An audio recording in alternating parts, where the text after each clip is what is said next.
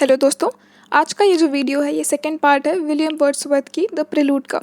जो पहला पार्ट है उसमें मैंने लाइन 1 से लाइन 131 तक ऑलरेडी डिस्कस किया हुआ है। अगर आपने वो वीडियो नहीं देखा है तो उसके लिंक यहाँ डिस्क्रिप्शन में ऐड है, प्लस यहाँ ऊपर भी आपको मिल जाएगा। अगर आप ये सेकंड पार्ट देखिए तो आपको पूरी पोएम अच्छे से समझ में आएगी। इस पोएम में जो है मैंने लाइन 132 से पोएम पढ़ना शुरू किया है। अभी तक हम ऑलरेडी पढ़ चुके हैं कि पोएट जो है वो अपनी शहर की ज़िंदगी छोड़ के अब इस गाँव में आ चुका है और अब उसे आसमान, बादल और नेचर जहाँ लेके जाएगी वो वहाँ अपनी जर्नी कंटिन्यू करेगा।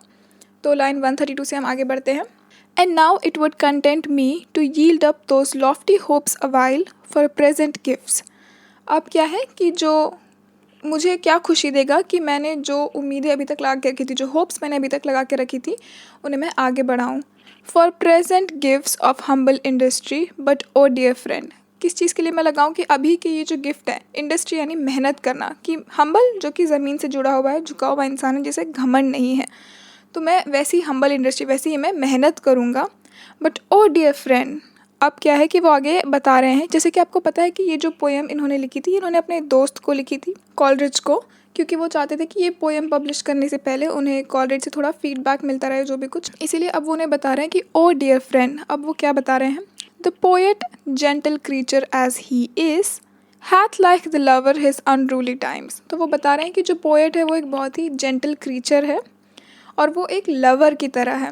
अनरूली टाइम्स, अनरूली मतलब कोई इंसान जो हमारी बात नहीं मान रहा है, जो हम कुछ भी रूल्स उसे बता रहे हो और वो उसे तोड़ रहा है, वो मान नहीं रहा है, तो वो भी एक लवर की तरह है। क्योंकि जो प्यार करने वाले होते हैं उन्हें भी सारे सेंसेस ख़त्म हो जाते हैं और उन्हें सिर्फ प्यार दिखाई देता है। He fits when he is neither sick nor well. वो वहाँ पे फिट होता है जहाँ ना ही वो बीमार है ना ही वो अच्छा है। Though no distress be near him but his own unmanageable thoughts. वैसे तो उसको कोई और परेशानी नहीं है एक्सेप्ट कि उसके खुद के ही जो विचार हैं, जो अनमैनेजेबल विचार उसके दिमाग में आते रहते हैं, उसके अलावा उसे अपने जीवन में कोई और कष्ट नहीं है। His mind best pleased while she as duteous as the mother dove. उसका जो माइंड, उसका जो दिमाग है, जो मन है, वो तभी शांत होता है जब, जैसे कि मदर डव यानी जो कबूतर की जो माँ है, सिट्स ब्रूडिंग, तो वो कैसे चुपचाप बैठी रहती है, वेट करती है। Lives not always to that end but like the innocent bird hath goadings on that river her age in trouble through the groves. कि जैसे वो कबूतर की जो माँ है वो अपने बच्चों का इंतजार करते हुए बैठी रहती है, वैसे ही जो है इसका दिमाग भी तभी शांत होता है। Now with me is now such passion to be blamed no otherwise than as it last too long. और इसीलिए जो है तुम मुझे दोष मत डालो। ये जो पैशन है, जो पोइट्री के प्रति मेरा पैशन है, जो प्यार है, वही जो है इस सब के पीछे रिस्पॉन्सिबल है। ये सब चीज़ें जो हो रही हैं उनके पीछे वही रिस्पॉन्सिबल है। तो मैं ये काफ़ी इंपॉर्टेंट स्टैंजा था इग्नू की बुक। इसका भी मैं डिस्क्रिप्शन जैसे हमारी बुक में दिया हुआ मैं बताती हूँ कि according to Wordsworth the poet is possessed something as if descends on him. जैसे कि किसी ने उसको पजेस कर लिया, जो हम बोलते हैं ना, भूत प्रेत आत्मा चढ़ गई, उस हिसाब से कि किसी ने इसके ऊपर अपना काबू कर लिया। अब उसका खुद पे कोई होल्ड नहीं है। जो प्यार करने वाले होते हैं उनके साथ में भी ऐसा ही होता है। इट इज़ लाइक सेक्शुअल अर्ज विच ब्लाइंड्स वन। ये आपको अंधा कर देती है। स्विच इज रीजनिंग ऑफ, आपकी जो सारी लॉजिकल थिंकिंग है वो ख़त्म कर देती है। And makes one act the nature's way, और जो भी नेचर का जो तरीका है आप उसी वे में सारी चीज़ें करने लग जाते हैं, क्योंकि आपका खुद का दिमाग चलना बंद हो जाता है। बट इट इज़ क्रिएटिव और pro creative, a design of nature, a human act through which nature operates. इंसान वैसे ही काम करता है जैसे कि नेचर चाहती है, जैसे कि नेचर करती है। When as becomes a man who would prepare for such an arduous work। अब आर्डियस मतलब जो बहुत मेहनत वाला काम हुआ, ऐसा कोई काम करने के लिए वो तैयार है। I through myself make rigorous inquisition। अब मैं जो है अपने आप से बहुत सारे सवाल पूछता हूँ। रिगरस यानी बहुत स्ट्रांगली कोई चीज़ हम जब करते हैं, रिगरस, जैसे रिगरस एक्सरसाइज करना, बहुत मेहनत वाली, उस तरीके के सवाल मैं अपने आप से पूछता हूँ। The report is often sharing. लेकिन जो रिपोर्ट आती है वो काफ़ी खुश मिजाज रिपोर्ट है, ऑफन काफ़ी बार वो अच्छी ही है। For neither seem to lack that first gift the vital soul nor general truth. क्यों क्यों क्यों क्यों ये रिपोर्ट अच्छी है? क्योंकि क्या है कि मुझे जो है फर्स्ट जो ग्रेट गिफ्ट है, जो कि वाइटल सोल यानी हमारी जो आत्मा है वो, या फिर जो जनरल ट्रूथ यानी जो चीज़ें हमें सामने पता है, जैसे कि सूरज एक दिशा से निकलता है और दूसरी दिशा में डूब जाता है, ये सारे जो है ये वाइटल ट्रूथ है। Which are themselves a sort of elements and agents. ये जो सारे सच हैं, जो सत्य हैं, ये खुद भी एलिमेंट्स और एजेस हैं अंडर पावर। ये भी किसी के अंडर है, ऐसा नहीं है कि ये अपने मालिक खुद हैं, ये भी किसी न किसी के अंडर ही हैं, जो कोई एक जो है ऊपर जो ये सब कुछ चला रहा है। Subordinate helpers of living mind, nor am I naked of external things, forms, images, nor numerous other aids। वो कह रहा है कि मुझे जो बाहर की चीज़ें हैं वो दिखाई दे रही हैं, जैसे कि जो फॉर्म्स हैं, जो इमेजेस हैं और जो दूसरे अलग अलग प्रकार की एड यानी हेल्प है वो मुझे सब दिखाई दे रही हैं। अब इमेज जिसकी यहाँ बात हुई है उसका मतलब है landscape as the present themselves to the eye और are retained within the mind, कि जो भी लैंडस्केप यानी जो भी ज़मीन पर उन्हें दिखाई दे रहा है, जो दृश्य उन्हें दिखाई दे रहे हैं, वो सामने जो उन्हें दिख रहा है, जो उनके दिमाग में, जो उनके मन के अंदर है, वो सारी चीज़ें उन्हें दिखाई दे रही हैं। Of less regard though one perhaps with toil and needful to build up a poet's praise. ये सारी चीज़ें ज़रूरी है किसी भी पोएट की तारीफ़ करने के लिए। Time place and manners do I seek, क्योंकि जैसे आपको पता होगा किसी भी पोएट्री में टाइम प्लेस और मैनर का बहुत ही ज़्यादा इंपॉर्टेंस होता है, वो उसकी बात कर रहे हैं। And these are found in plenteous store but nowhere such as may be single out with steady choice. ये जो चीज़ें ये बहुत जगह मिल तो जाती हैं, लेकिन आपको फिर भी ध्यान से उन्हें प्रॉपरली चूज़ करना पड़ेगा। Home I in perfect confidence might hope to summon back from lonesome banishment. तो ये जो चीज़ें हैं इन्हें मैं परफेक्ट कॉन्फिडेंस में, यानी मैं बहुत कॉन्फिडेंट हूँ कि मैं इन चीज़ों को वापस ले आऊँगा। समन बैक यानी समन यानी बुलाना और बैक यानी वापस अपने पास। तो मैं इन्हें वापस अपनी बैनिशमेंट में, जो मैं अकेला जहाँ रहता हूँ वहाँ मैं इन्हें बुला लूँगा। And make them dwellers in the heart of man. Dwellers यानी किसी, ड्वेल करना यानी कहीं पे जाके रहना। तो इन चीज़ों को जो है मैं लोगों के दिलों में घर करने के लिए कह दूँगा। Now living or to live in future years. कौन कौन लोग? वो लोग जो अभी जीवित हैं और वो लोग जो आने वाले वक्त में, फ्यूचर के ईयर्स में, जो आके जीवन में जो जन्म लेंगे। Sometimes the ambitious power of choice mistaking proud spring tide swellings for a regular sea।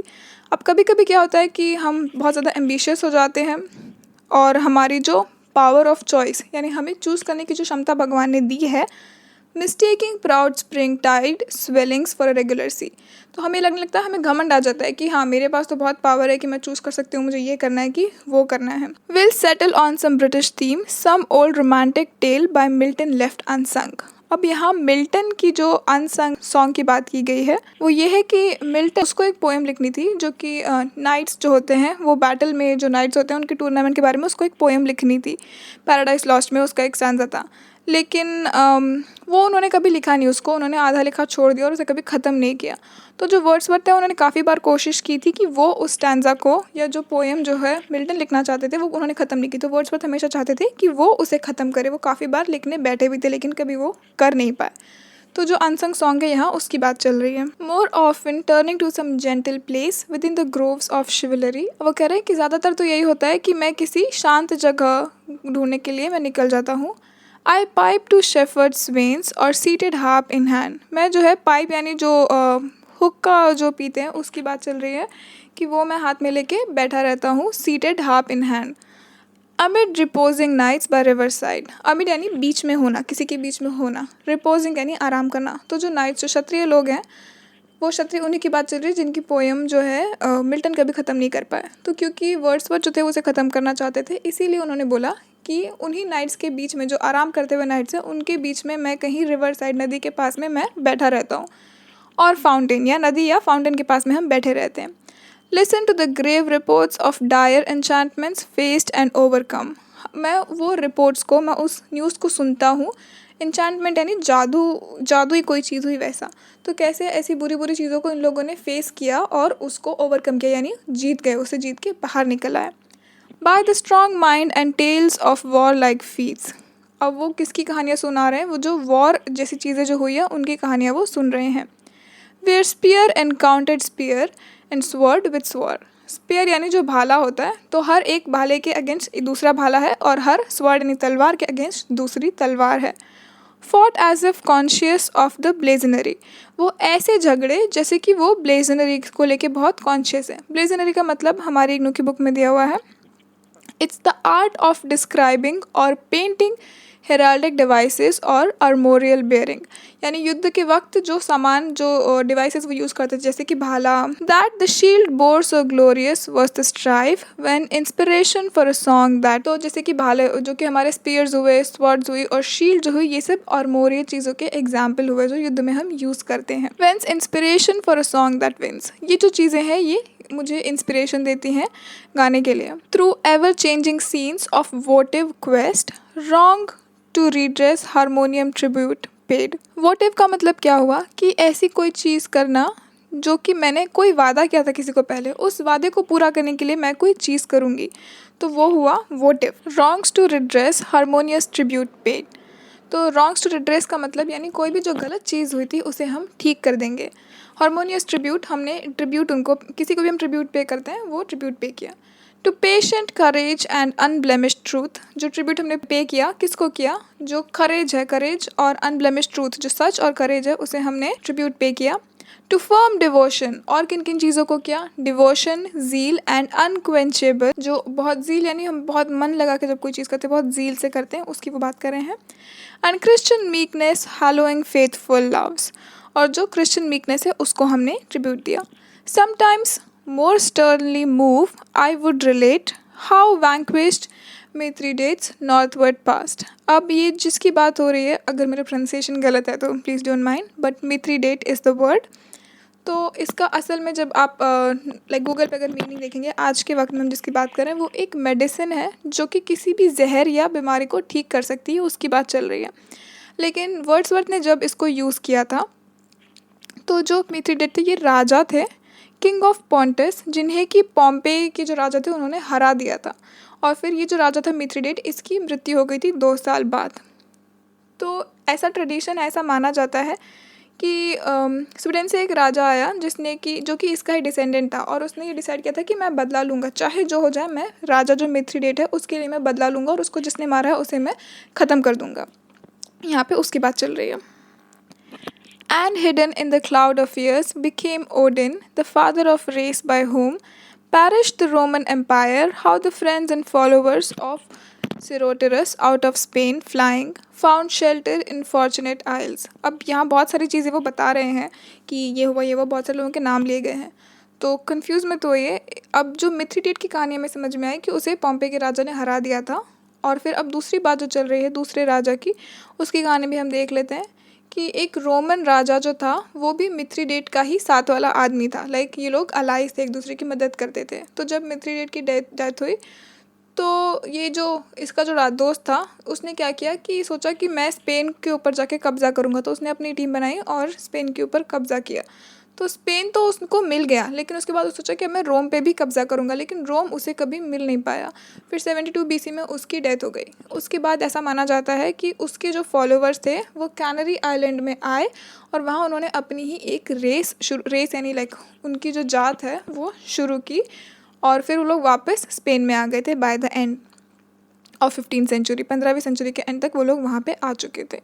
तो ये जो है उनकी कहानी बताई हुई है कि जो मिथ्रिडेट का राजा है वो कैसे आगे बढ़ा, और फिर जो उसकी रेस को आगे बढ़ाया गया रोमन एम्पायर को लाइक हड़पने के चक्कर में, और उसके जो दोस्त थे and the followers of Sertorius out of Spain से उन्हें निकाल के कहाँ उन्हें शेल्टर मिला, फॉर्चून आइल्स। तो वही जो कैनरी आइलैंड की बात चल रही, वहाँ उन्हें शेल्टर मिला।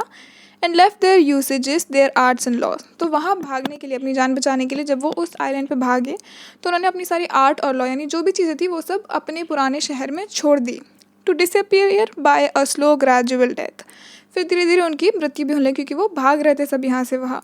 To dwindle and to perish one by one, तो पैरिश होना यानी ख़त्म होते जाना, जैसे हमारा खाना कोई भी चीज़ जो ख़राब होती जाती है, ख़त्म होती जाती है, वैसे इन लोगों की भी मौत हुई एक के बाद एक। Starved in those narrow bounds, but not the soul of liberty.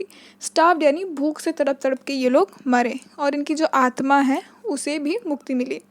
Which 1500 years survive, and when the European came with skill and power that might not be withstood, तो ऐसे ही 1500 साल उन्होंने वहाँ निकाले, जैसे भी कुछ तो मरते गए, लेकिन हमें पता है कि उन्होंने जो है नया एक रेस शुरू किया अपना वहाँ पे। तो जो बचे हुए थे वो लोग वहाँ पे रुके रहे। कब तक रुके रहे? When the European came with skill and power that not be withstood, जब यूरोपियंस वहाँ पे आए वो इतनी ज़्यादा स्किल और पावर लेके आए कि कोई भी उनसे झगड़ नहीं सकता था। Did like a pestilence maintain its hold and wasted down by glorious death and race. फिर इन लोगों का वापस वहाँ पे ग्लोरियस डेथ एंड रेस वाला जो है युद्ध हुआ ऑफ नेचुरल हीरोज।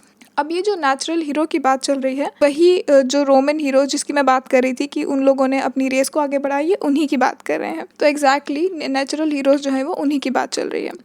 और I would record how in tyrannic times some high souled man unnamed among the chronicles of king. जब वो टायरेनिक यानी कोई एक राजा होता है और बाकी सब लोगों को उसकी बात सुननी पड़ती है, किसी एक के पास पावर है और वही सबको चला रहा है। तो ऐसे वक्त में जब बहुत टायरेनिकल टाइम था, टायरेनिकल टाइम अच्छा नहीं माना जाता है क्योंकि एक ही है जिसके पास पावर है और वो सबके ऊपर अपना जोर चला रहा है। ऐसे वक्त में कोई एक इंसान जिसकी सोल बहुत हाई थी, बहुत पहुंचा हुआ एक ऐसा इंसान आया जिसका कोई नाम भी नहीं था। He was unnamed among the chronicles of kings. ऐसा जो इंसान आया, suffered in silence for truth's sake. तो वो जो इंसान है उसने सफ़र किया सच्चाई के लिए, सच के लिए उसने चुपचाप सारे दर्द सहे। और tell how that one French man through continued force of meditation on inhuman deeds, उसके ऊपर ऐसी इनह्यूमन यानी जो इंसान के ऊपर ऐसी करनी भी नहीं चाहिए वैसी हरकतें की गई। Of those who conquered first the Indian isle went single in his ministry across. उन लोगों ने की जिन्होंने सबसे पहले इंडियन आइल यानी जो इंडियन आइलैंड थे उनको जीतने की कोशिश की थी। Went single in his ministry across the ocean not to comfort the oppressed. उन लोगों ने जो है ओशन को क्रॉस किया था, मतलब समुंदर पार गए थे ताकि वो लोगों के ऊपर अपनी जीत जमा सके, अपना हक जमा सके। Not to comfort the oppressed, वो उन लोगों को कुछ अच्छा करने नहीं गए थे कि इनके ऊपर ऑलरेडी बहुत दमन अत्याचार हो चुका है तो अब हम इनकी मदद करेंगे, नहीं, वो उनको कम्फर्ट करने के लिए नहीं गए थे। But like a thirsty wind to roam about withering the oppressor. लेकिन ये लोग कैसे गए थे, जैसे कोई प्यासी हवा होती है वो घूमते घूमते पहुँच जाती है विदरिंग द ऑप्रेसर।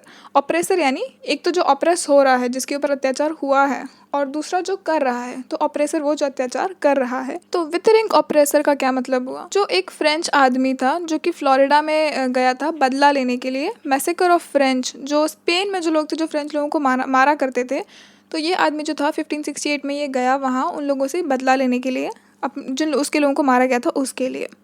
फिर हम आते हैं हमारी नेक्स्ट लाइन पे।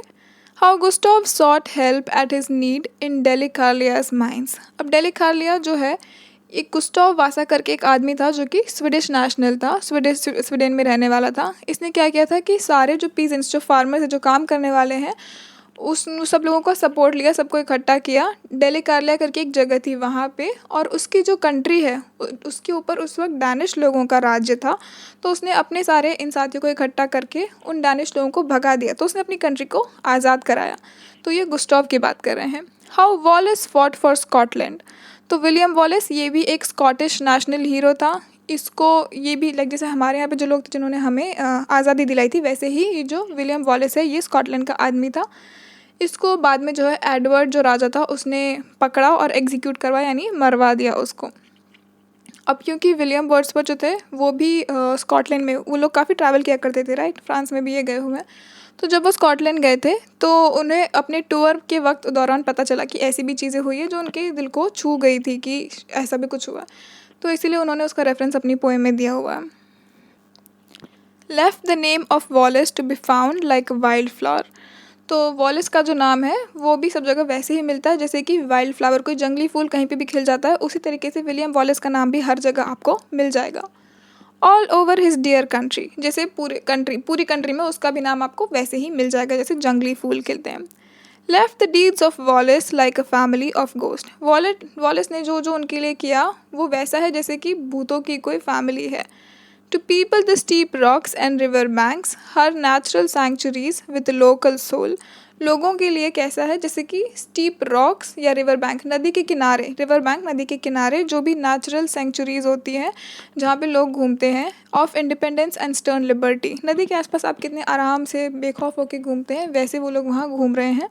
Sometimes it suits me better to invent a tale from my own heart. फिर वो कह रहा है कि इसीलिए क्योंकि ये सब कहानी उन्होंने सच में सुनी है, क्योंकि ये सब चीज़ें हो चुकी हैं जिनकी उन्होंने अभी तक बात की है। तो वो कह रहा है कि ये सब सुन के या सोच के मुझे ऐसा लगता है कि मुझे ना खुद अपनी ही कहानियाँ इन्वेंट करनी चाहिए, यही मुझे ज़्यादा सूट करता है। It suits me better to invent a tale from my own heart, कि मैं अपने दिल से ही कोई जो है कहानी सुनाऊँ या इन्वेंट करूँ और आपको सुनाऊँ। More near akin to my own passion and habitual thoughts, क्योंकि वो जो कहानी होगी वो मेरे खुद के पैशन या मेरे सोच विचारों से ज़्यादा पास होगी, क्लोज होगी. Some variegated story in the main lofty but the unsubstantial structure melts. Variegated यानी जिसमें बहुत सारी वैरायटी हो, ऐसी कोई कहानी लेकिन जो उसका स्ट्रक्चर है वो पिघलता जाता है. Before the very sun that brightens it mist into air dissolving. ये जो उसका स्ट्रक्चर है कहानी का, वो सूरज के सामने, सूरज की रोशनी से वो पिघलता जाता है. और जैसे हवा में मिस्ट, जो धुंध है वो हवा में कैसे घुल जाती है, वैसे ही वो भी घुल जाता है. Then a wish, my last and favorite aspiration mounts, with yearning towards some philosophic song of truth that cherish our daily life. और फिर तभी जो है एक विश, एक मेरे मन में इच्छा या कामना जाग जाती है. My last and favourite aspiration, यही मेरी आखिरी और मेरी सबसे ज़्यादा पसंदीदा एस्पिरेशन है. माउंट्स यानी जो सबसे ऊपर, लाइक माउंटेन जैसे समझते हैं सबसे ऊपर जो है, तो मेरी सारी इच्छाओं में सबसे ऊपर वाली, जो सबसे ज़्यादा मैं तीव्र तरीके से चाहती हूँ, वो इच्छा कि ऐसा कोई फिलोसफिक सॉन्ग या सच में जो है अपनी डेली लाइफ में मैं ऐसा कुछ लिखूँ. With meditations passionate from deep recesses in man's heart immortal verse. कि जैसे मेडिटेशन होता है उसमें आप कितना पैशन होता है आपके मन में, आपका सारा जो दिल है, ध्यान, आपका सारा ध्यान जो है उसी में लग जाता है. इमॉर्टल वर्स, इमॉर्टल यानी जो कभी ख़त्म नहीं होता, अमर जो है ऐसे कोई verse. Thoughtfully fitted to the Orphean lyre. तो लायर जो है ये एक म्यूजिकल इंस्ट्रूमेंट हुआ, तो ऐसे इमॉर्टल वर्स मैं लिखूं जो कि ऑर्फियन लायर में बजते रहें. But from this awful burden I full soon take refuge and beguile myself with trust.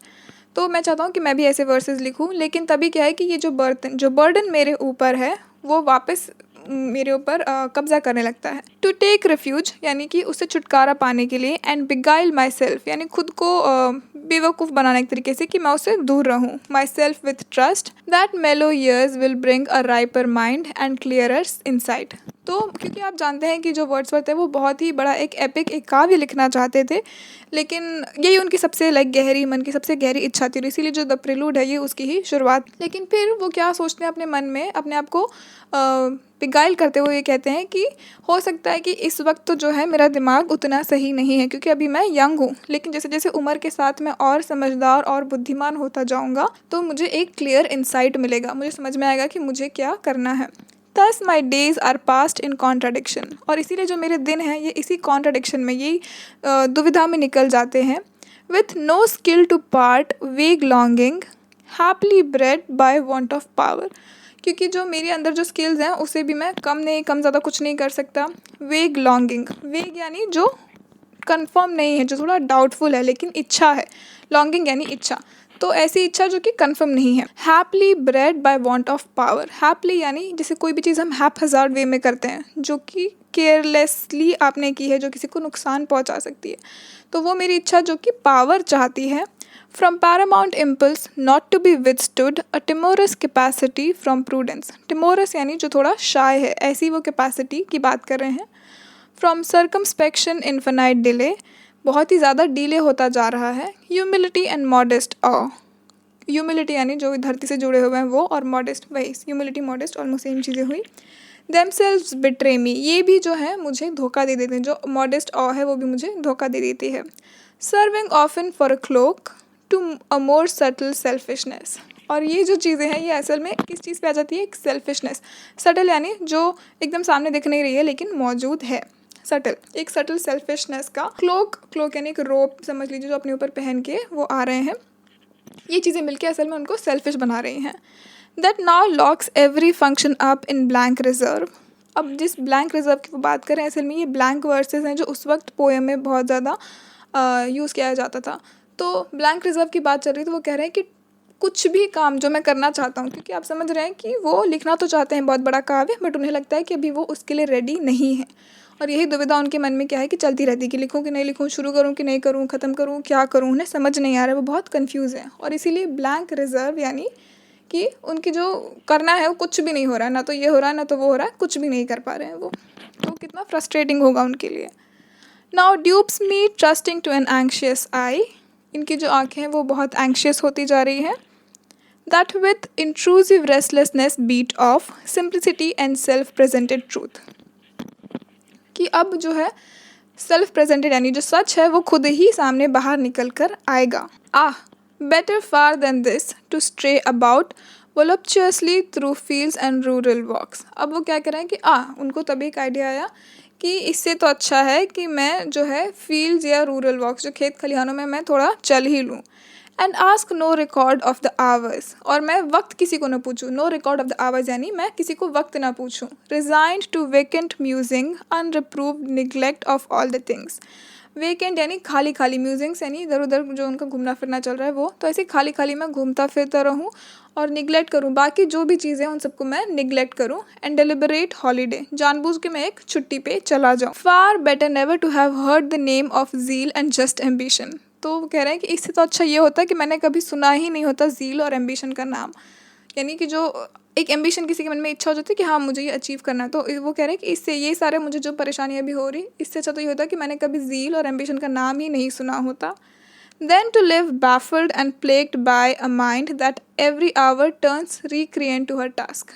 किससे बेहतर होता, इससे तो मतलब बेहतर होता कि मैंने ज़ील और एम्बिशन का नाम नहीं सुना होता। किससे बेहतर होता, क्योंकि अब जो मैं ज़िंदगी जी रहा हूँ इट्स baffled, बहुत कन्फ्यूजन है। प्लेग्ड यानी वो जो बीमारी हुई थी प्लेग, उसकी वो बात कर रहे हैं कि मेरा जो दिमाग है उसको प्लेग हो चुका है एक तरीके से, क्योंकि हर वक्त जो है, हर घंटे, every hour it turns to recreate to her task, कि वो वापस अपने उस टास्क के ऊपर या उसकी तरफ जाने की कोशिश करता है। Takes heart again then feels immediately some hollow thought, और फिर मेरे दिल को भी वो उस तरफ ले जाता है और फिर से कोई खाली खाली सा दिमाग जो है मेरे दिमाग में आने लगता है। Hang like an interdict upon her hopes. Interdict करना यानी किसी भी चीज़ के ऊपर रोक लगा देना कि तुम ये नहीं कर सकते। तो मेरी होप्स के ऊपर, मेरी जो आशा है उसके ऊपर भी ये एक इंटरडिक्शन है कि तुम ये चीज़ नहीं कर सकते। This is my lot for either still I find some imperfection in the chosen theme. क्योंकि ये मेरा लॉट है। क्यों? क्योंकि अभी भी मुझे ऐसा लगता है कि मैंने जो थीम चूज़ की है इसमें बहुत सारी इम्परफेक्शन यानी बहुत सारी गलतियाँ हैं। और see the absolute accomplishment much wanting, या फिर जो है कि मैं बहुत ज़्यादा कुछ चाहता हूँ, एकदम अकम्पलिश, हर चीज़ अकम्पलिश कर लेना चाहता हूँ, मैं बहुत ज़्यादा चाहता हूँ। Much wanting, so much wanting in my self that I recoil and रूप एंड सीक रिपोज। मैं इतना ज़्यादा होता है कि हम अपने आप से बहुत ज़्यादा उम्मीदें लगा लेते हैं। इतनी ज़्यादा उम्मीदें मैंने लगा ली है कि मैं लास्ट में जो है थक के, गिर के एंड सीक रिपोज, आराम करने बैठ जाता हूँ, क्योंकि मैं अपने आप से ही थक जाता हूँ। In listlessness from vain perplexity unprofitably travelling toward the grave. और इसी जो अशांति का जो माहौल है, परप्लेक्स होना यानी जो हम कंफ्यूज रहते हैं, अनप्रॉफिटेबल यानी जिसको कुछ फ़ायदा नहीं है, जो चीज़ करने से हमें कुछ फ़ायदा नहीं है। तो ऐसे ही पूरे वक्त में मेरा जो शरीर, मेरा दिमाग सब कुछ थका हुआ है। ट्रैवलिंग टुवर्ड द ग्रेव, मैं ग्रेव यानी जो कब्र होती है उसकी तरफ मैं चल के जा रहा हूँ। Like a false steward who hath much received and rendered nothing back. जैसे कि कोई नकली स्टीवर्ड यानी जो काम करने वाला है, जो आपका सामान लेके जाएगा, आपकी मदद करेगा। तो जैसे कि कोई स्टीवर्ड हुआ, उसको बहुत सारा कुछ कुछ हाथ में दे दिया है कि लेके जाओ, लेकिन वो कुछ भी वापस नहीं दे रहा है। ऐसे किसी स्टीवर्ड की तरह मैं अपनी कब्र की तरफ आगे बढ़ के चलता जा रहा हूँ। दोस्तों यहाँ पे हमने कंप्लीट किया है लाइन नंबर 132 से लाइन नंबर 269 तक। तो जो मेरा नेक्स्ट वीडियो रहेगा उसमें मैं लाइन 270 से पोएम आगे पढ़ना शुरू करूँगी।